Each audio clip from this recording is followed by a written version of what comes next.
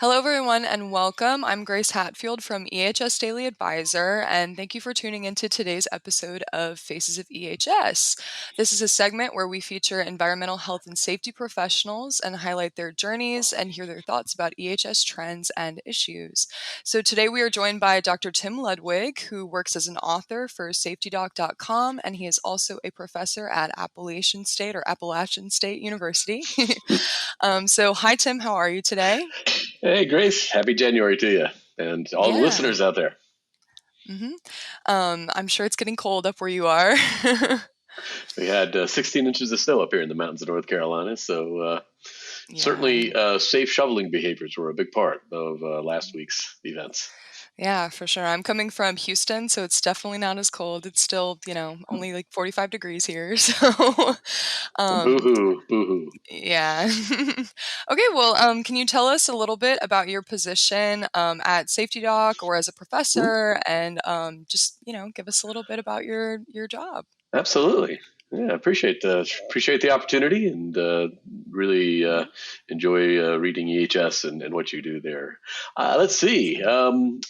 Well, when I was completing my graduate degree in industrial organizational psychology, I worked with E. Scott Geller, who was kind of a guru in behavioral safety at the time. Mhm. And through that, gained a lot of experience both on the research side, but also, on the practice side as our career develops. I'm a full professor here in the University of North Carolina system, Appalachian State University, where I have an opportunity to do a lot of research with behavioral issues in safety. Over the years, also got an opportunity to kind of engage in a consulting career with a number of companies, being boy, I've been at it for some 25, no, 35 years. So worked with some of the larger companies, both international and here domestically.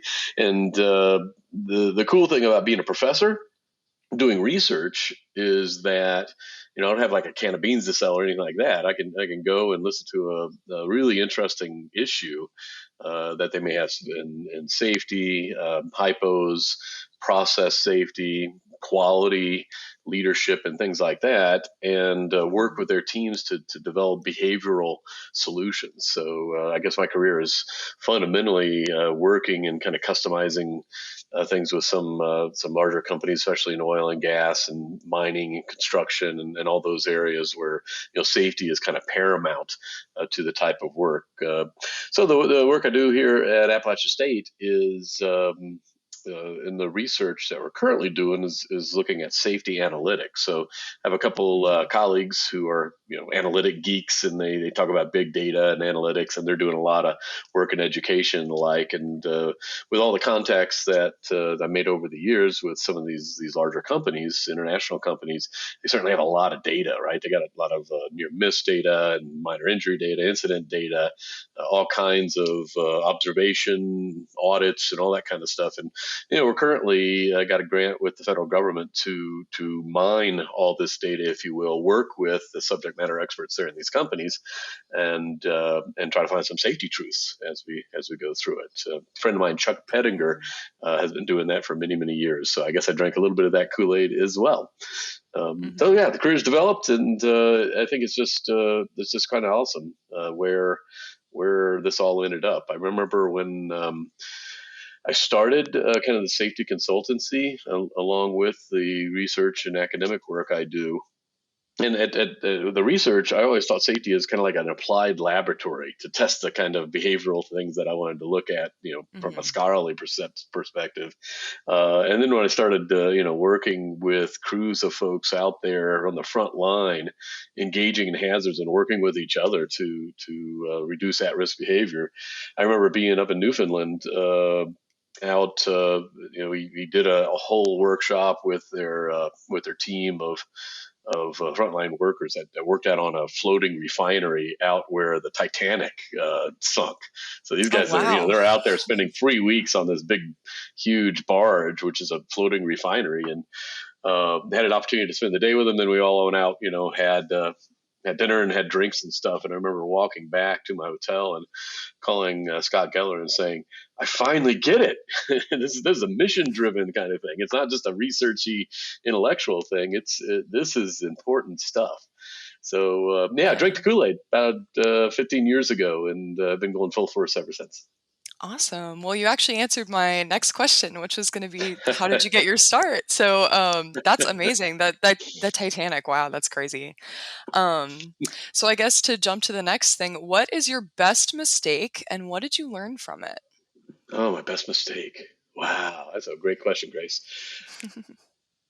I'm going to go back to so when I got out of grad school. Mhm. This is a couple decades ago. I started working with the Department of Defense, Mm, and I was really into strategic planning and measurement systems. There was a kind of guru out at the time. My I consider my gurus like B.F. Skinner and the like, but there's a management guru at the time named W. Edwards Deming who really influenced a lot of our thinking in terms of systems and how to build systems that create the environments for behavior. And but during that time, I was doing strategic planning, and then when you asked the question, this is the first thing that popped to mind. I'd been working with a captain and the like, and he had worked his way up to being the admiral of a major production area, kind of they're making the new ships that you can shoot other ships out of. Really interesting mhm, stuff. And we were doing a big strategic planning session, and I remember I was up kind of giving them an educational intervention on how to improve their processes and how to think strategically about different scenarios that may present themselves as they're building their 5-year budgets and things like that. And I didn't seem to be connecting with them. I had been working with them for a while, right? And I didn't mhm, seem to really be connecting.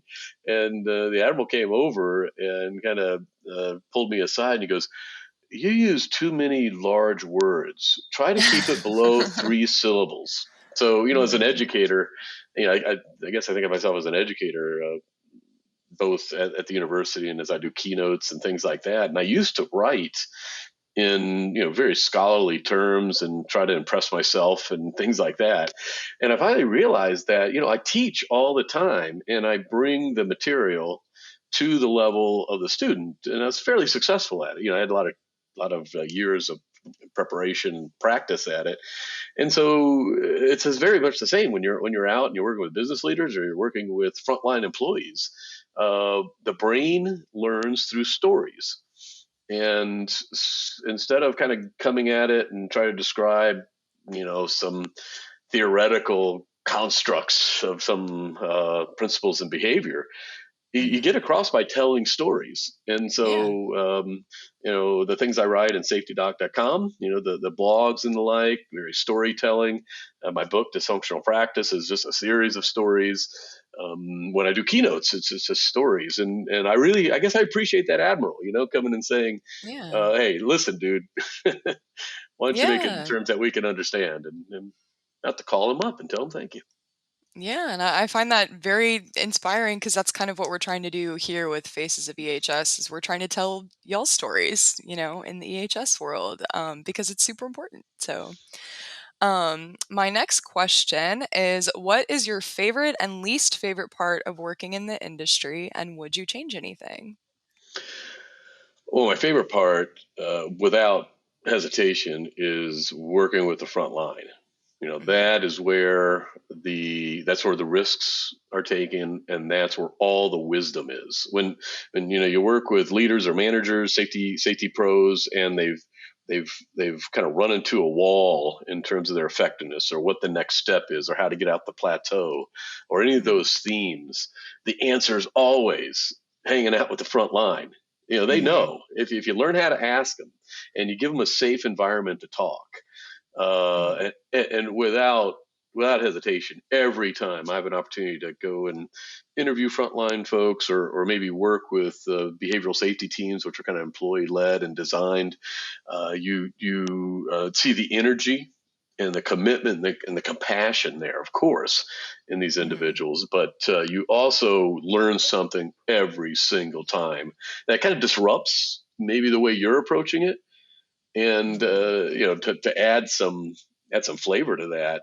On top of me talking to them, I love to take the executives Mhm. down to the front line and just watch. They're almost like school kids on a field trip. Their eyes get big and they remember their passion and why they do what they do, and they realize how much they don't know. Mhm. They've got these processes and programs and things like that that they assume they just put in place. They haven't really thought about it behaviorally, but then when they go to the front line, they learn a lot. It reminds me of I was in South Africa before COVID, and we were implementing a series of coaches, behavioral coaches, that would go out with these contractors in mining construction that were from local folks out in Africa. So there's a lot of professional learning and stuff as these contractors go and on site. And we were building Mhm. coaches to shape them up and get them to a high level of performance, safety, and otherwise. Of course, we had to convince the brass that this is what we wanted to do, and we needed their support and the like. So we brought them out. We flew out, but then went about 4-hour drive way out into the bush and went to this major mine and sat down with them. At the beginning, they were kind of all hum ho and kind of in the boardroom, but then we went out to the field, and they got the chance to watch these contractors work, Mm. bricklayers, earthworks, and they got to watch them work. And then we required them to try to give them feedback. I could act like they're a coach, and I went Mhm. back to the boardroom in the afternoon, and they were it sounded like they were on recess. They were having a blast. They were getting all excited Yeah. and things like that. And so the next day, when we took them out and showed them the toolbox talks, and they were seeing the supervisors trying to do the toolbox talks perfectly, right? They understood that they Mhm. designed some systems that these folks couldn't do. Mhm. And they really started understanding that they needed to take a behavioral approach to all these safety management systems that they thought if they just threw out there, everybody would adopt. Okay, well, the second part of your Mhm. question was okay. So, what was the most favorite, least favorite, right? Mhm. Yes, yes, yeah. Least favorite. You know what really irks me is so I'm a behavior analyst. I'm a behavioral psychologist, and the behavioral approach to safety has been around for 45 years, right? Mhm. And it became a marketplace for what was called behavior based safety. And because it got to be a marketplace, and I've put together programs like that, fixed programs like that, criticized programs like that, but Mhm. because it's in the marketplace and you got all these consultants kind of competing for that space, the EHS space, it became a competition, an uninformed competition, where people are Mm. competing with each other. And HOP came in and said, BBS is dead, and there's going to be another Zeitgeist, and every time I see a new one come, and then I read on it, it's profound. There's some really, really good stuff there, but it doesn't preclude the last thing. Mm. So from a behavioral perspective, we go and look at the behavior of an employee who may be doing an at-risk behavior as a product of the environment they're in. We don't Mhm. blame the worker. We're completely opposite. We don't. Yeah. Skinner Yeah. taught us that the worker's always right, and Mhm. when you watch an at-risk behavior, that gives you an indication of how you shape the environment. You perfectly shape their environment to get that behavior. And Mhm. so, what Deming taught us in our science, we look to, okay, so what's the systems, the systems that we have in place, both safety systems, management systems, how we organize ourselves, how maintenance does planning, how procurement puts tools on site, all these things that maybe happen in the head office by people who don't interact with the front line, often days before, that impact the frontline worker and influences Mhm. their behavior. And so when that was a big part of behavioral safety, when HOP came along, that's a lot of thinking in the kind of systems that impact behavior. And Yeah. we weren't at odds with each other. My friends in HOP, and I've done plenty of podcasts with HOP folks, and we're just like, we're talking the same thing. Yet Hmm. at ASSP and other places, there's these big debates on which one's dead and which one's alive. And I just thought that really distracts us. And it's going to Yeah. happen again. And I think it really distracts us. We should be there for the frontline worker. And we should Hmm. be taking all our intellectual power and all our energy and compassion and put it for this common mission instead of trying to one up or create the new market or something like that. I'm sure in your magazine and your podcast you get a ton of that kind of stuff. So yeah, Yeah, for that sure. really irks me. That's the one that's a thorn in all our side. Yeah, and kind of to piggyback off of what you said with being there on the front line, how can safety leaders make safety a truly a value in their organization? Yeah, I I do this little gig when it was in one of my keynote speeches, Hmm. saying, "Oh, you know what? Really, I find insulting is when a leader or a consultant comes in and does a speech and says the workers just have to value safety. It has to be in their hearts and minds." And I find that Yeah. insulting because that's assuming that there's workers and leaders out there that don't value safety. That, Hmm. that's not that's BS, right? If Yeah. we all had the going in position that nobody wants to come to work to get hurt or to hurt anybody else through their actions or decisions, we can just skip all that and go Hmm. directly to what really matters. So I like to redefine value, really. So if you think about you think about my computer that I'm talking to you on, I value it, right? My watch Hmm. I value, my car I value. Why would you assume that I value these things? Because it's in my heart and mind. Yeah. Yes, I like it, but the reason it's valuable is because it's useful to me. I Hmm. use it, right? It helps me. It adds value to my life. It helps me achieve what I want to achieve. It protects me. Therefore, since it's useful to me, I'm willing to pay for it, right? Hmm. And that's in the marketplace, that's what value means: something that's useful and you're willing to pay for. So when a question comes across like what do we see a value being in safety, let's Hmm. get more operational and say, when you're putting together a safety management system, let's say a behavioral observation system or an audit system or any of the categories above, is it valuable to the workers who already value safety, but is it Yeah. valuable to them? Is it useful? Does it help them be safer? Hmm. Period. And if it Yeah. does, then the workers will engage with it. They will spend their time, effort, their reputation, if they're doing Hmm. observations of other people, and they're willing to spend this because they see the value in what these safety management systems are trying to do. And that'd Yeah. be the same thing as leaders and safety pros engage with the front line, finding out what they value, right? Hmm. In their work and where they and the protections that are put in place, and understand what is valuable to these workers and build systems that provide that value, right? Yeah. So Yeah. as a behaviorist, as a Skinnerian, I don't really think a lot of I like to tell at the beginning of my speeches, I like to say, I'm a behavioral psychologist, which means I don't really care what you think, or I don't even care what you feel. I care what you do, and the bottom line is what you do. So Hmm. a behavioral version of value, I think, is more instructive. Hmm. It's not You're not just throwing fancy words out that make people feel good.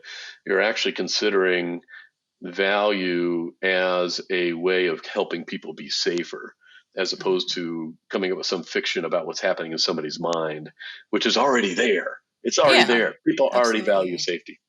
We Yeah. just got to put them in a position to act on those values. Yeah. Well, that's a great insight. I might have to revise my question. Um, so where do you see the EHS industry heading, say, in the next 5 years? Are you seeing any current trends now? Yeah.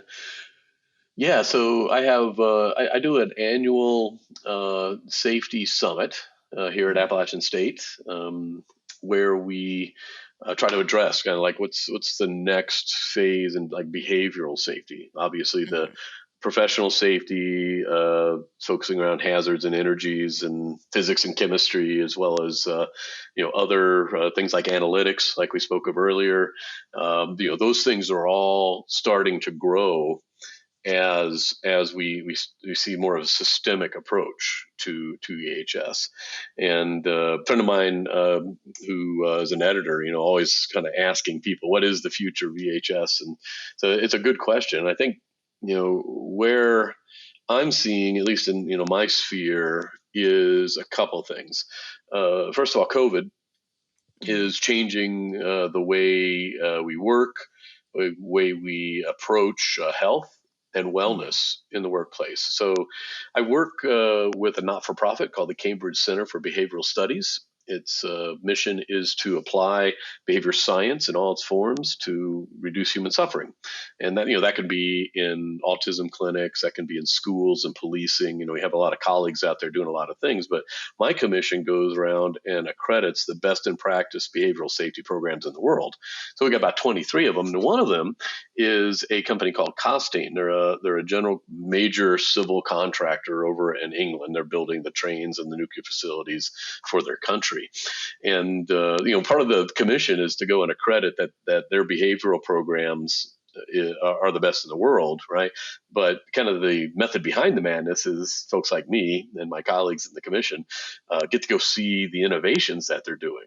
And one thing that Mhm. Costain has taught me is, about 6 years ago, when I was over there in Britain and doing our site review, they started teaching me that in the construction workplace, people in that labor group are 4 times more likely to commit suicide than the Oh, national wow. average.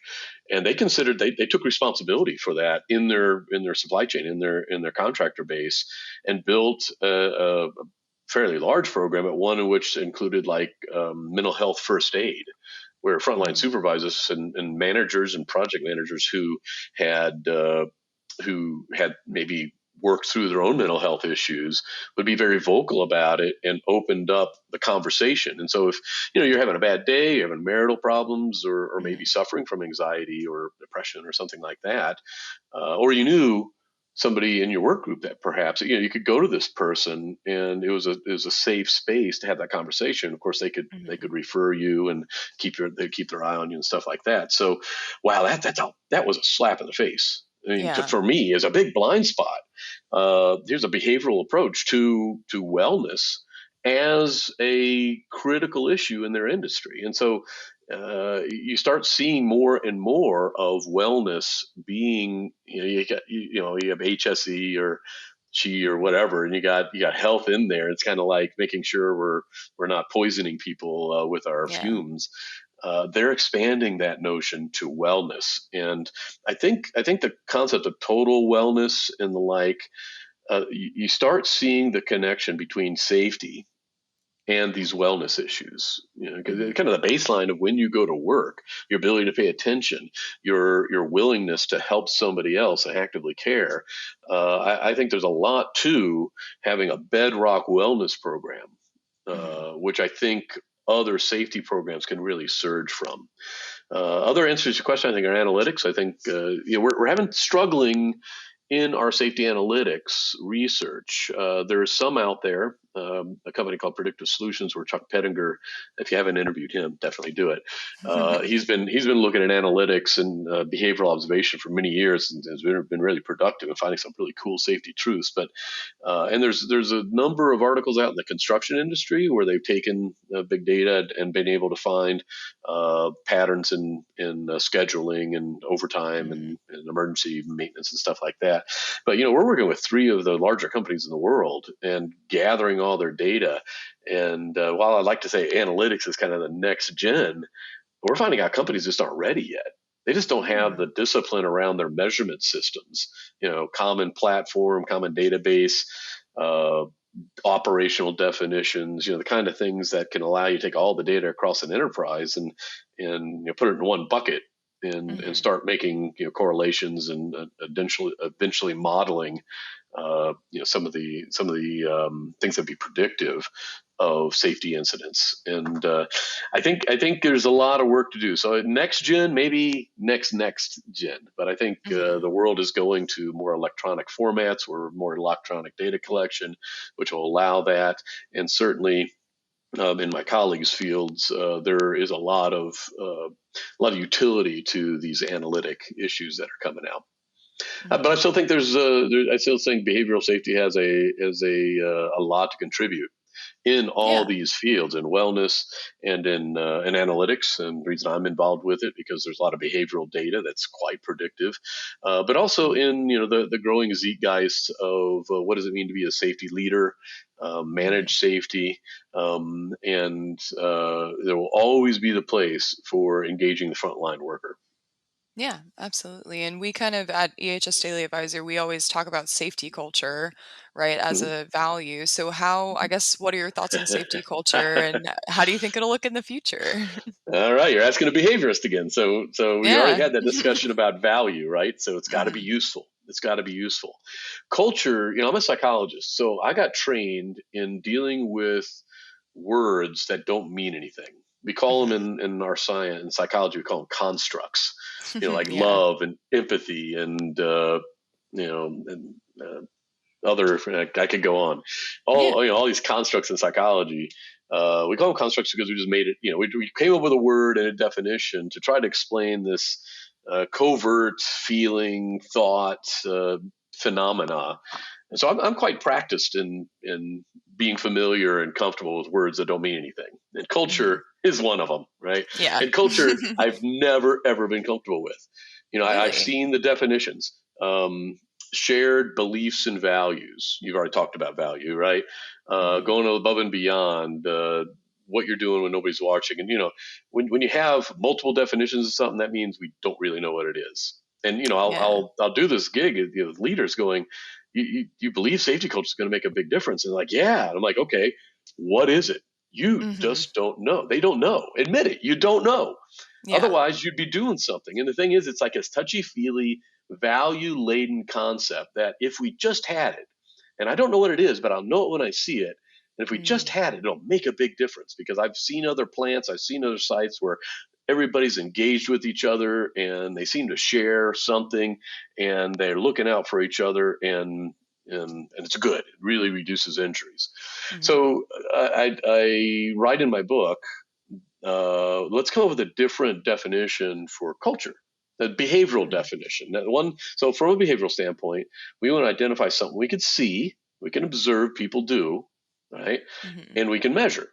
And if we can see Mhm. and measure it, then we can apply our science to it, and then change it. We can influence it, but we can only Mhm. influence if we can see and measure it. So the answer was simple. The answer was simple. Safety culture is people talking to each other about safety, period. Hmm. Yeah. Talking. I mean, you can see talking, it's a behavior, Mhm. you can measure it, and therefore you can change it.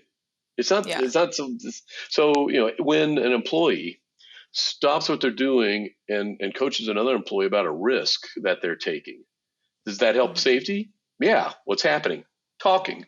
When a manager or a supervisor spends extra time in their toolbox talk, having the employees identify hazards and talk about what they're going to do in their tasks today to avoid a hazard, does that help Mhm. safety? Yes. What's happening?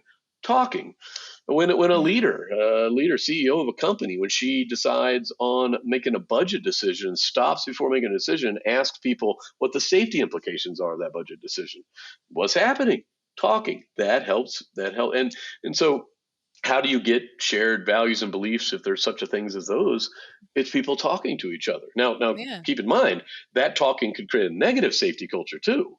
When Mhm. a worker kind of chides another worker, hey, don't do all these extra steps, you're not going to get hurt, we need to get this done. Or a supervisor Famous um, you last know words. says exactly. Yeah. And so the talking can lead to a negative safety culture. So if we look at Mhm. safety culture as talking, then we can look at our safety management systems, which are just fancy ways of talking, right? Mhm. Just fancy ways of talking. When you're doing an audit, right? You're trying to get information and talk to people about what we could do to improve and relay that information to people that can help.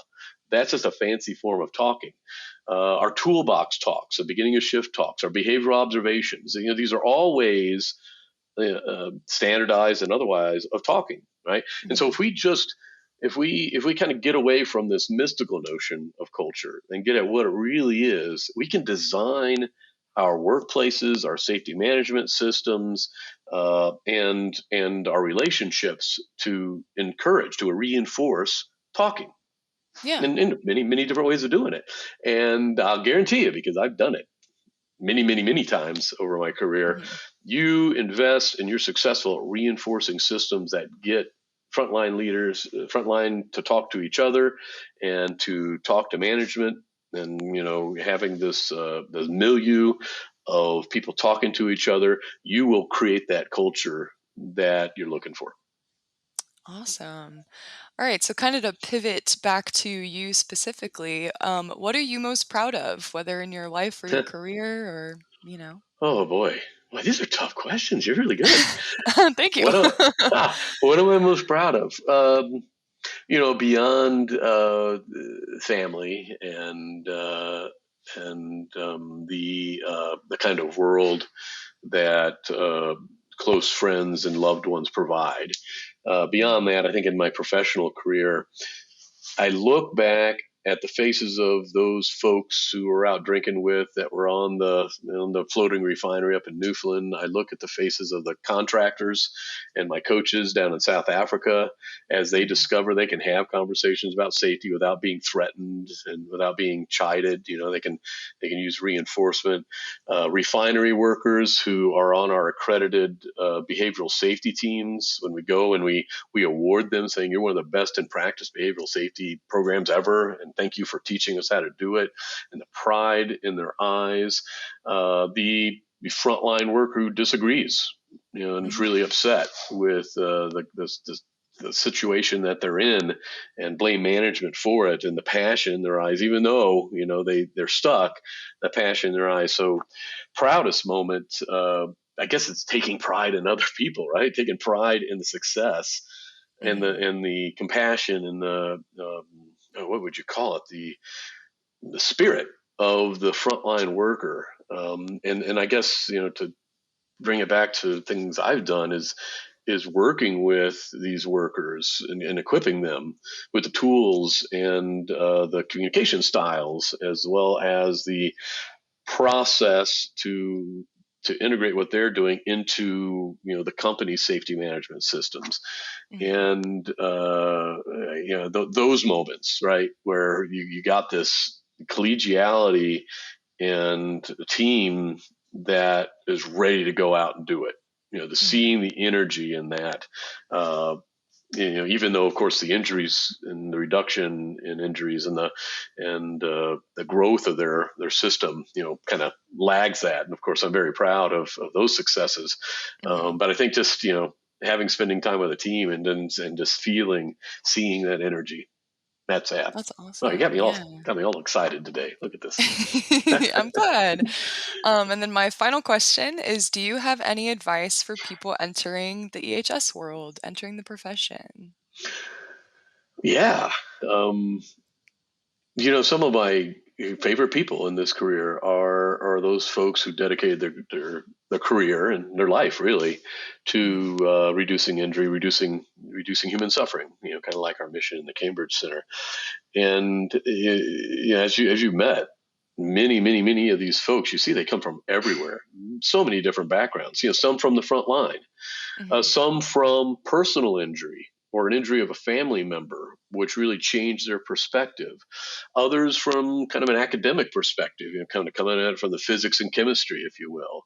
mhm, Others who are consumers of management theory and leadership theory and really want to kind of understand how they can build systems to impact the frontline worker. Others still who are just kind of in the safety world on their way to some other VP of something other, but still understanding that their job now as maybe an EHS manager or executive is going to inform them when they're in charge of the entire operation. mhm, Um, and I think one thing that one thing I would say to these EHS professionals that are starting, and I say to big groups as well, is safety is not your job. mhm, If it was, that means that you're the only person in charge of safety in the whole plant.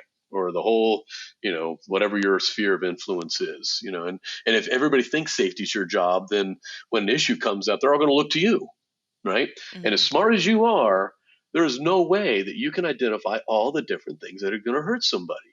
You Yeah. need you need the wisdom of people out on the front line. Say, and I even tell the frontline workers, right? Safety is not your job either, because if it was, Mhm. that means you'd stop when you go home, which is silly, right? You don't come to work and get paid to do safety. You're doing safety because it is the right thing. It's a human thing to do. And Mhm. so, as a safety professional goes out there, they should neglect this idea that they are the safety pro. Everything has to go through them, and that puts almost too much responsibility on them, right? They need to see their role as the coach and as the supporter of other people's efforts to engage in their own humanity, right? As well as Mhm. their wisdom on the job and their position power to reduce injuries and increase wellness there in the workforce.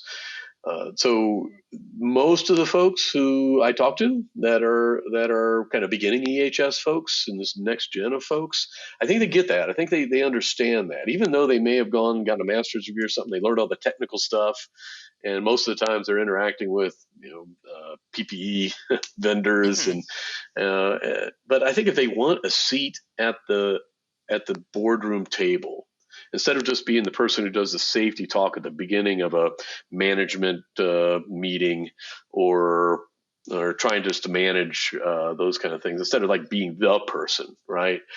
Mhm. They are always equipping others to do that.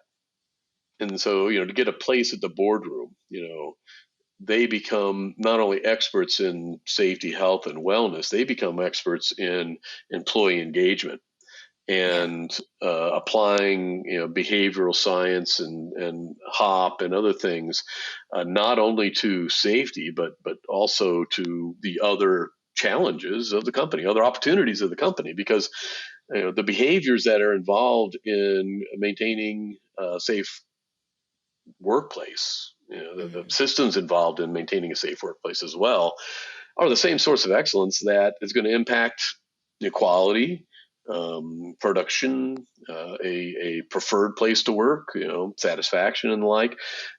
They're all the same thing. For those of us kind Mhm. of outside industry and looking at it more objectively, you see that safety is just an outcome, right, Mhm. of many different things that can be negatively affected by production quotas and stuff like that, or positively affected by things that aren't even part of what you consider safety. So the new safety folks out there, the new EHS managers, first of all, get smart on wellness. You know, Mhm. dedicate time to wellness. Secondly, safety is not your job. Your job is to make everybody a safety manager and coach that up to speed. And thirdly, consider your expertise as you develop it and get reinforced for it over the course of your career to be part of the team of managers who are approaching other issues in your company around quality, production, service, workplace wellness and happiness, Mhm. and be ready and able to contribute there. Because in interacting with these other parts of the company, not only will your value be increased, right? You'll be more sought after, but you'll learn things that they're doing that you can bootstrap on to make Mhm. your stuff more effective. So you probably asked for one thing, I gave you three. So No, you're good. Yeah. Well, thank you so much for your time. This has been absolutely lovely, and I'm really grateful to have been able to talk to you and hear what you have to say. And I'm sure our audience will love to hear all of it. yeah, well, So thank you so appreciate much. appreciate you. I invite your audience to go to safety-doc.com and start the conversation. I mean, we are building a community. You, myself, your other guests, everybody listening. We have the same mission, right? So we're building a community. Let's practice that culture of talking and interact with each other. So I invite anybody to go to the website and contact me, and let's do the conversation thing. Keep learning from each other.